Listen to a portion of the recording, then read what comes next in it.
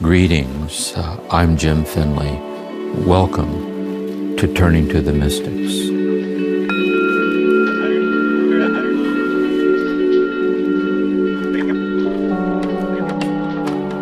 Greetings, everyone, and welcome to our time here together, turning for guidance to the Christian mystic Guigo II that he offers us in his classic work, A Ladder of Monks. In the previous introductory session with Kirsten and then the following session, I was sharing with you that I think what's particularly helpful for us here in our reflections in these series of podcasts is that Guigo gives very practical, experiential guidance in the practice of a Lectio Divina, discursive reflective meditation and prayer as an actual experience, something like guidelines on how do we actually engage in these modes of seeking to deepen our experience of God's presence in our life. We saw how he presents these teachings in the metaphorical image of a ladder to heaven, reaching from earth to heaven. So each rung of the ladder is a grace state of consciousness. And by stabilizing ourselves in the first state of consciousness, Lectio, how that evolves in a grace state into a meditatio, a kind of a grace dialogue with God, which evolves in this prayer, which is this comes from the heart center, this desire for deeper union with God. In this session, then, we're going to turn to the fourth rung of the ladder, which is contemplation. And contemplation is significant here and distinct from the previous sessions, in that by contemplation, Guigo means infused contemplation, or the point at which this deepening experiential awareness of God's presence in our life starts to become mystical in this infused contemplative state. And here a clarification I think is helpful, is that in the first three rungs of the ladder, there are contemplative dimensions that are always present. By contemplation meaning what's always present in the Lectio is we instinctively pause in taking in the beauty of a word heard, God speaking personally to us, and we pause to contemplate that. That is to kind of quietly ponder it, or to sit in the presence of that. And so too with meditation, in this loving exchange with God, in this reflective consciousness, there's a natural kind of contemplative pausing to let it soak in, to rest in it. And so too with prayer. Likewise, in each of these three states, there are mystical awarenesses, which are awarenesses of God's oneness with us. Mystical, this unexplainable sense of God's oneness with us in our body, God's oneness with us in our emotions, God's oneness with us in our senses, God's oneness with us in looking up to see the moon at night, and so on. But these states of contemplative mystical sensitivities in the first three rungs of the ladder we think of as the awareness of God's oneness with us. But here what the mystics are concerned about is, first they assume the importance of that we do our homework in that and we work on that.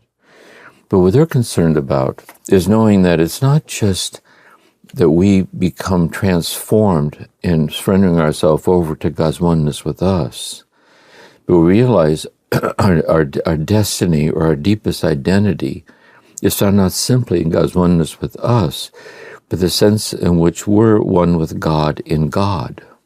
That is, when we die and pass through the veil of death, we'll pass beyond these mediations or incarnations of God's infinite presence, illumining our finite understanding, illumining our finite emotions, illumining our finite, and we'll cross over into an infinite union with the infinite union with God as our destiny.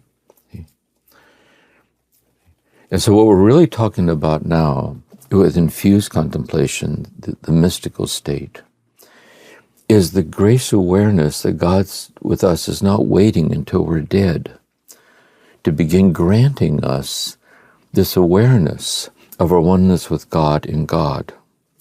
That is, God accesses us and grants us a taste or a sense of God's knowledge of God, or a deepening experience of God's knowledge of who we are in God, hidden with Christ in God before the origins of the universe.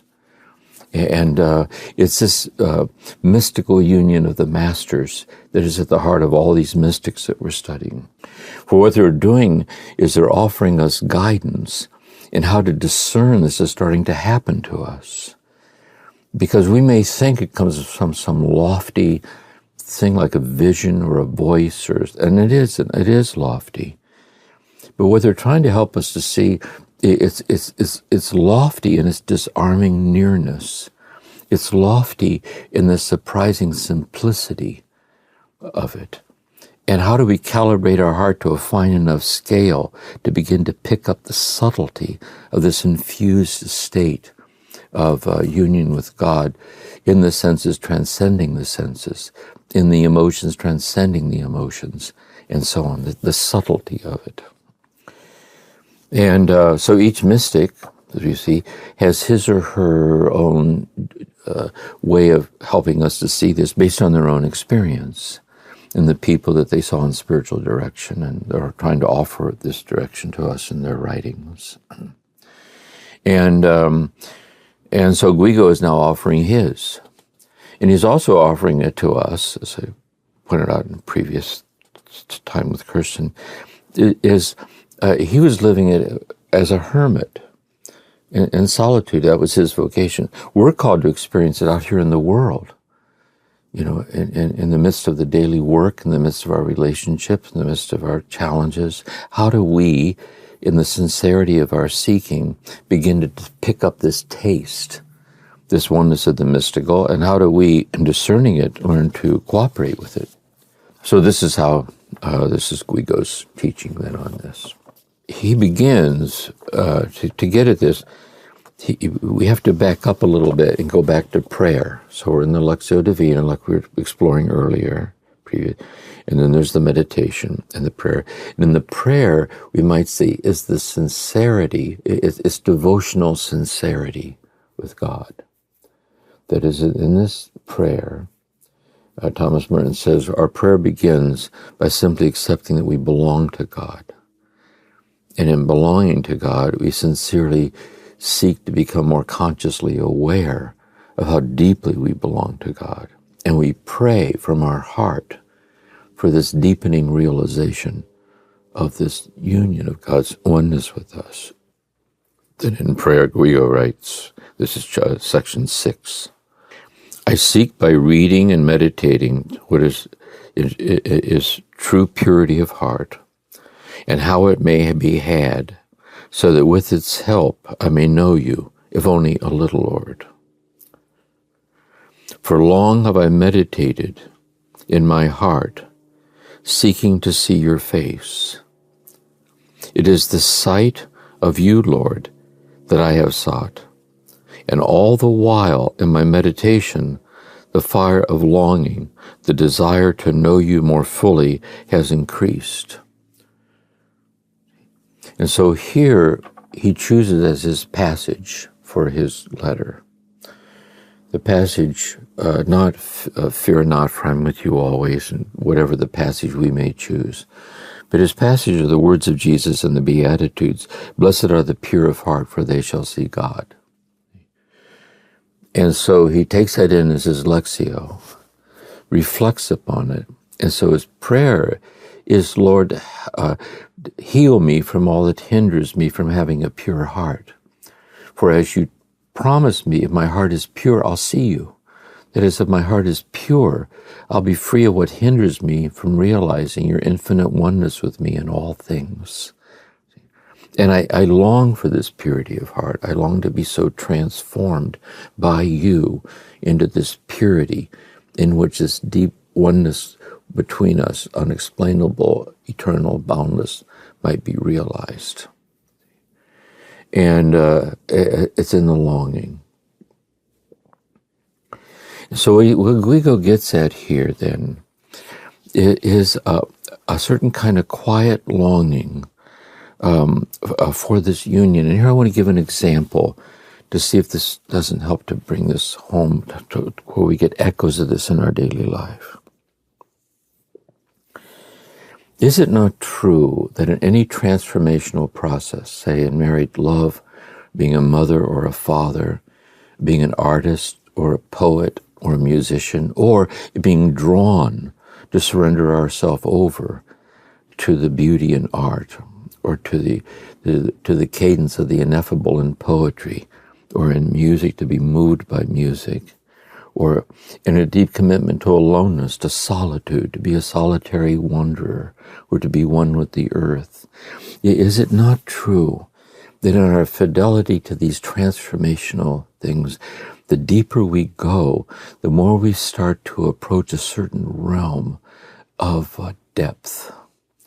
There's a certain realm of a certain kind of subtle graciousness that we kind of intuit, we viscerally sense that it's boundlessly vast, and that it's calling us to itself, where we're being lured to surrender more deeply and to be ever more one with it.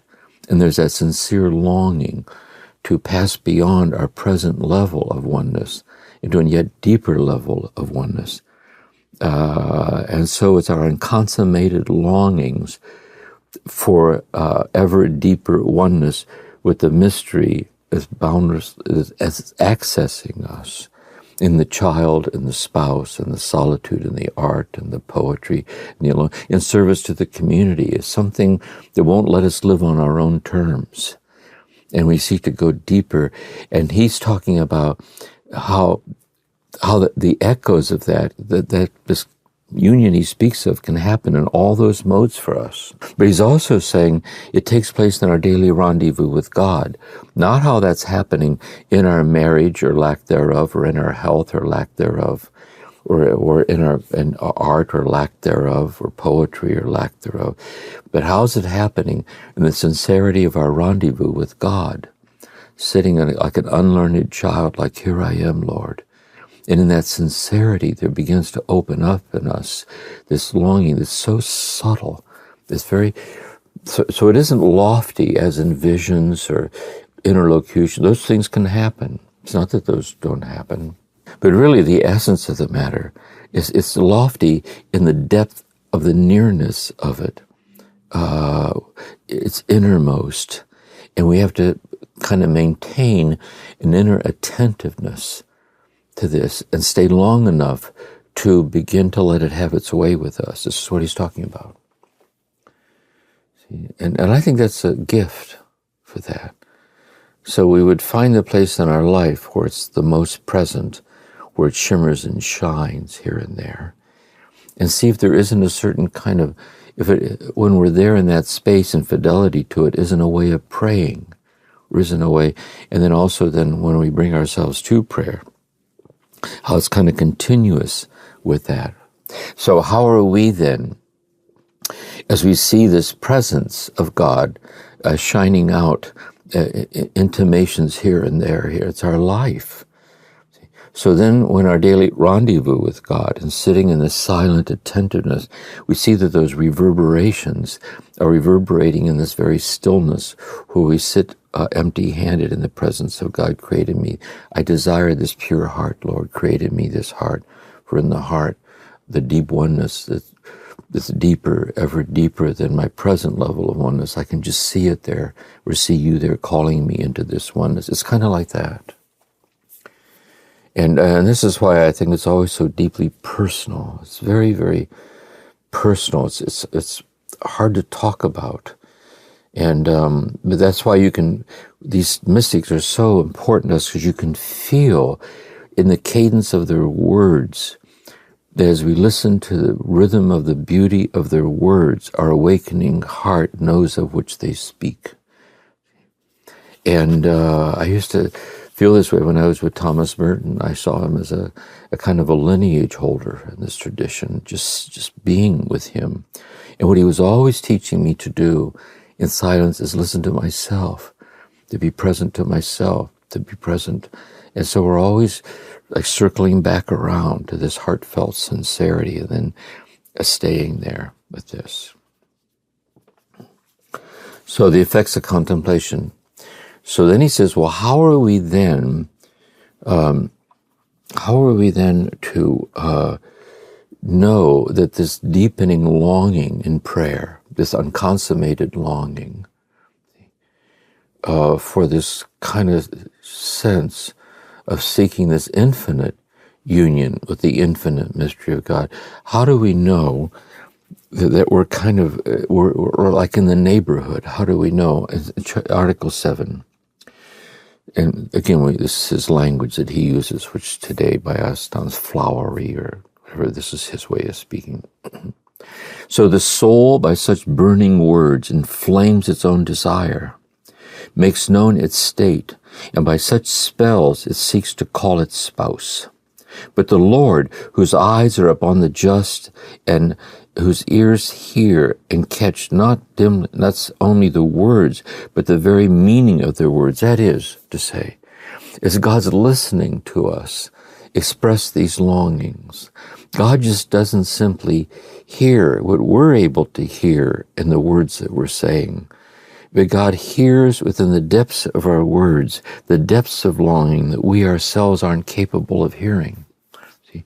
Or God interiorly sees in the depths of our longing, depths of longing within us and beyond us that we're not yet capable of seeing, but God sees it. But God sees it. And this is what he's saying. And so he's saying here, it's at this point that the event occurs, the turning. And the turning, Guigo expresses it this way. But the Lord, whose eyes are upon the just and whose ears can catch not only the words but the very meaning of their prayers, does not wait until the longing soul has said all it has to say, but breaks in upon the middle of its prayer, runs to meet it in all haste. See? In other words, God's listening to us like this. It's like an ongoing cry of longing, goes in and out, the subtle longing in our prayer. It's for this purity of heart, in which God's heart and our heart is realized to be one heart. We long for this. And God listens and listens and listens, but God knows that since our graced longings for this infinite union, we can never reach it, because it's fine. It's the graced finite longings for the infinite. It's infinitely beyond what our finite longings are capable of reaching. See, that's the dilemma, that God quickened us with the desire that by our own finite efforts cannot be consummated like this.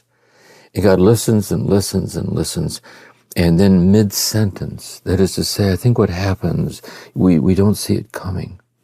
There's a boundary crossing, and God acts. The contemplation, this is mystical contemplation, or it's infused contemplation, because it's God coming to meet us, not mediated in our thoughts, not mediated in our beliefs, not mediated in our emotions. Now, all that's important. That's God in us. All that is and remains important. But rather now it comes to us unmediated. That is, God comes to us and accesses us and gives us a taste or a sharing in God's knowledge of God. Where God gives us a taste of God's knowledge of us and knowing who we are in God before the origins of the universe, hidden with Christ in God forever. Since everything in God is God, it's a taste of the divinity of ourselves and our nothingness without God. That's it right there. In principle, like that's the poetic, distilled purity of the event. Each mystic has their own words for this. See, for Teresa, for example, remember, in the beginning of the fourth mansion, she says, you're sitting there in prayer, and she says, how she puts it, you realize that your heart's being enlarged to divine proportions, she says, without effort, like it's happening to you, because it's an act of God as God, coming to you in the sincerity of your simplicity. This event, he says, well, how do we know this has happened?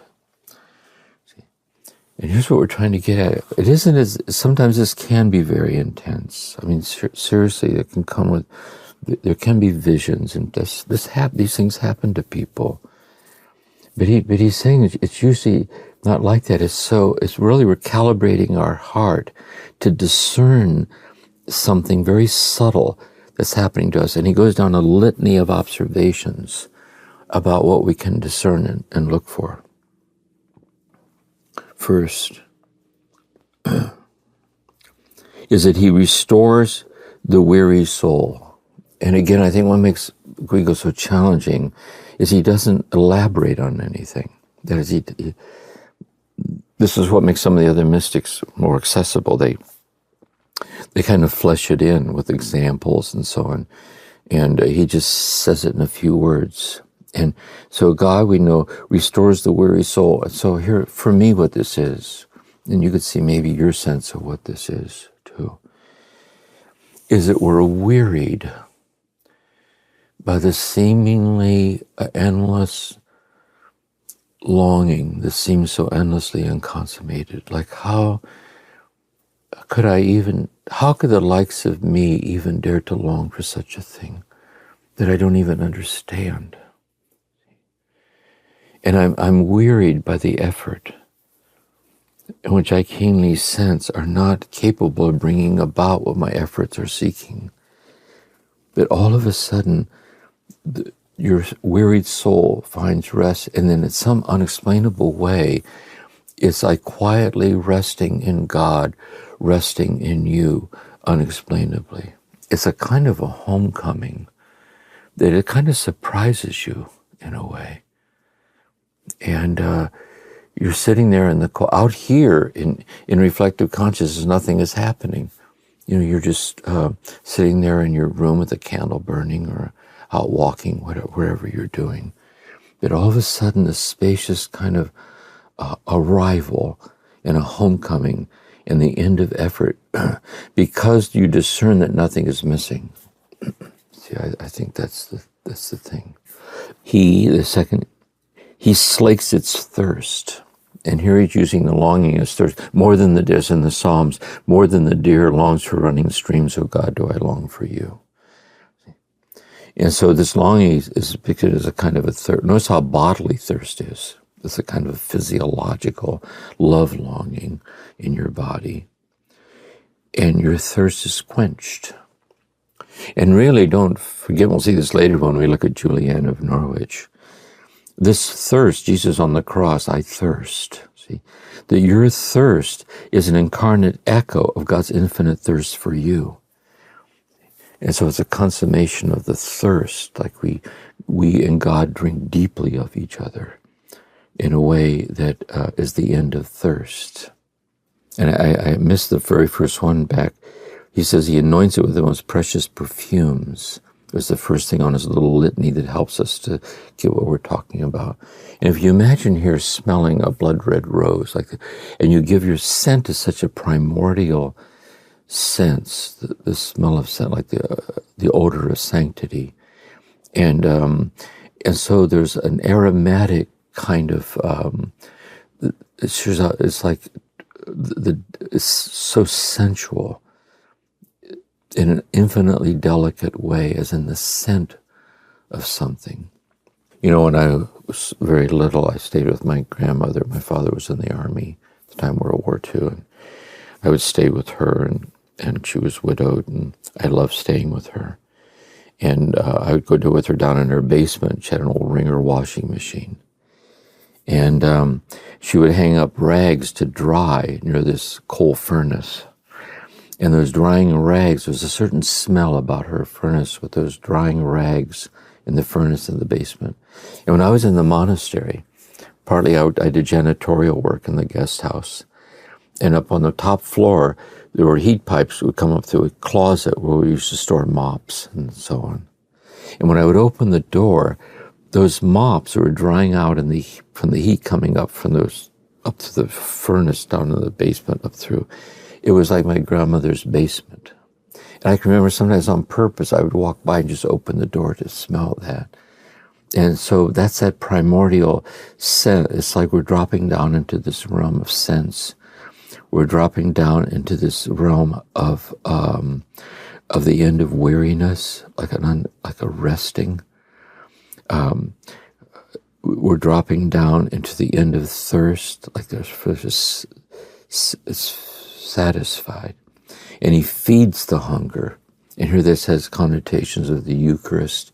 It has connotations of this hunger for God, this deep, deep hunger for God, which is an echo of God's hunger for us.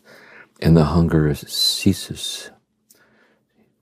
And he makes the soul forget all earthly things. And how so? It's so subtle. It's not that the earthly things, especially for us out here, say that in our marriage or with our children or in our daily work or our friends and our ministry, whatever, it isn't as if we're dismissive of all that.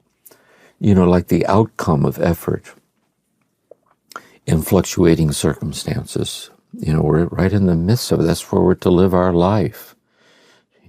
But all of that, however satisfying it may be to reach our goal, however satisfying and good it is to have these lovely moments of groundedness in life experience, all that compared to this ever so subtle touch, it compared to that is so unexplainably is in the background. This is something, an overflowing plenitude. It's in barely discernible richness.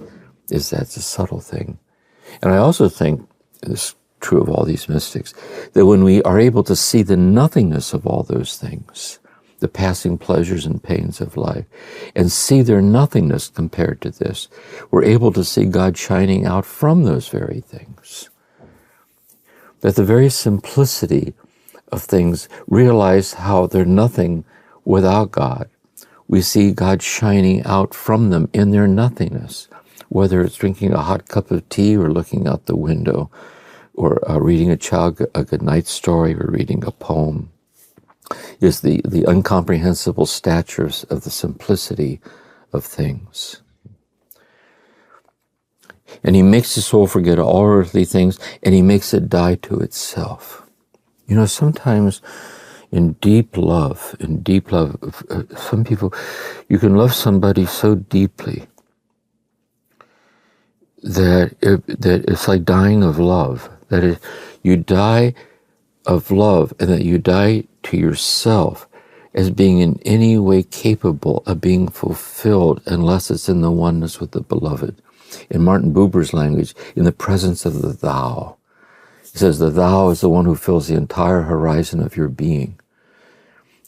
And in the presence of the thou, you die to yourself as being enough in any way apart from the thou, to which you surrender and give yourself in the communion with the thou. And likewise, then the real grace is when the one in whom you experience as thou returns the favor by letting you know that you're the thou that they see. And in the mutual of that, you see the kind of the mystical dimensions of intimacy. Like that. But this can also happen with a classroom of students. It can also happen with the people we work with, committed to a common cause. It can also happen to being alone in a deep commitment to the depths of our solitude. It can also happen, the thou dimension of the concreteness can shine forth like this. And he gives it new life in a wonderful way by making it drunk. And really this is mystical sobriety. That really we're kind of inebriated by this unexplainable and unexpected nearness of this overwhelming divinity, like in the innermost depths, too deep to see, too deep to feel. It doesn't mean it doesn't spill over into feelings, but you realize it's the washing over of what lies beyond feeling. It isn't that the insights don't arise from it. The insights are his book.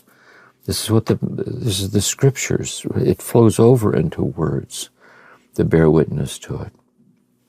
Yes, in the words, I love you, two people say to each other. It spills over into the word and the awareness. But you see that it's the overflow from a source that lies ever within, ever innermost. And you kind of, it grounds you unexplainably in it. See? And so he says then, he wants to help us, but how further can we, and this is now in Article 8, and I'll end with this. But how are we to know, then, you see, but this is occurring in an ongoing way. There's, right now, he looked at like there's a moment, like the boundary crossing, like the event. And then the moment passes. But its memory lingers on within us. We get back to our life. But then when we compare the way we were in the grace moment of unexplainable communion to the way we are in the awareness of it mediated through insights, through thought. And sometimes when we lose it all together, because you know what life is like, we get caught up in the matters at hand, and we should. And then there's a certain desire then to abide in the depths so fleetingly glimpsed. And it's the desire to abide, then, he says, is how this begins to emerge as a path. But Lord, how are we to know when you do this? What will be the sign of your coming? Like, how do we know this is real? Can it be that the heralds and witnesses of this consolation joys are sighs and tears? If it is so, then, the word consolation is being used in a completely new sense, the reverse of its ordinary connotation. When what has consolation in common with sighs, joys with tears? If indeed they are to be called tears, but rather an abundance of spiritual dew pouring out from above and overflowing, an outward purification of a sign of inward cleansing. And so Jesus says, blessed are those who weep, for they shall rejoice. When you weep so, O my soul, recognize your spouse, embrace him whom you long for, make yourself drunk with the torrents of delight. This rewarding comfort in the sobbing. So I'd like to end on this subtle note. See, it's true that we don't go around in the fullness of the awakening event. And it's also true that having tasted the oneness, we see out here how we all get caught up in things, life. And in the longing to abide in the oneness, because it tugs at our heart.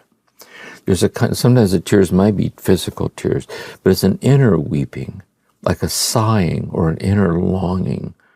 And we learn not to drown it out by addictive escapes. That's what often happens.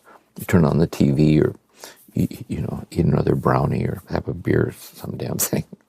So we learn not to drown it out. But in the midst of the day, there is within us this weeping or this tear. And then when we sit in prayer, the weeping, quote, quote, deepens like this, like this. And then we begin to realize something, that God is the infinity of your tears. That God's presence within you is being given to you as your perceived absence of God's presence. And therefore, you find it consoling that you are so unconsoled. It's like, when Maureen died, I so unconsolable. But then I thought to myself, it dawned on me as I kept growing into all of this, I find it so consoling that I'm unconsolable. See, There's a sadness, but I would find it sadder if I weren't sad. What if I would say, well, I'm done with that. I'm moving on. But what if I can't move on? So what if the sadness has a certain delicate sense of her deathless presence in my life as the sadness? And the delicate presence in her life is the deathless presence of God in me. And so I'm going to end here then on this note. So I hope you can see then that the Guigo helps us to see that in order, we have to take all of this and bring it to our Lectio. That is, we need to let ourselves kind of sit and be accessed by the music or by the delicacy, and let it sink in. And the very fact we recognize that it's beautiful is already giving witness that we ourselves already in the midst of what Guigo is speaking of, like that. See, and so here we are. That's the grace of it. And so then let's end with this sitting. I invite you to sit straight and fold your hands and bow.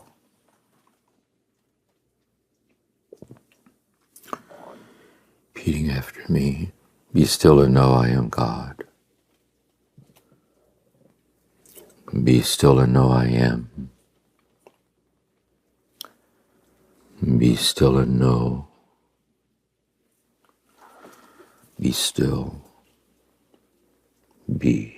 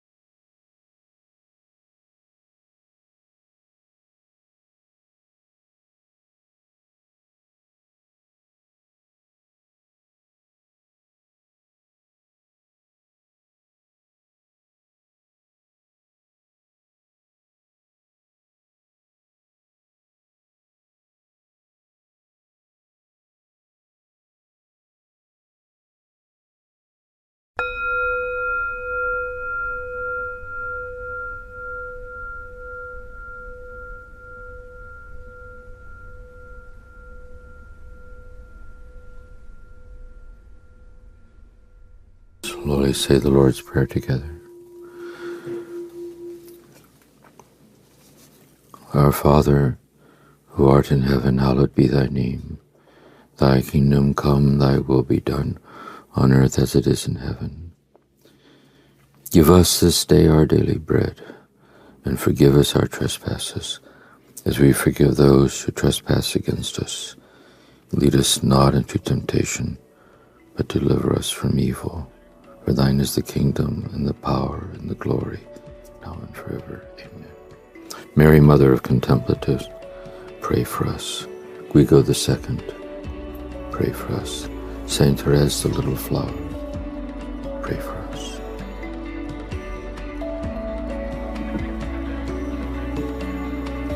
Blessings till next time. Thank you for listening to this episode of Turning to the Mystics, a podcast created by the Center for Action and Contemplation. We're planning to do episodes that answer your questions.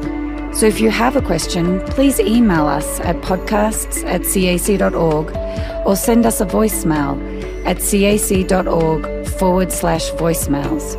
All of this information can be found in the show notes. We'll see you again soon.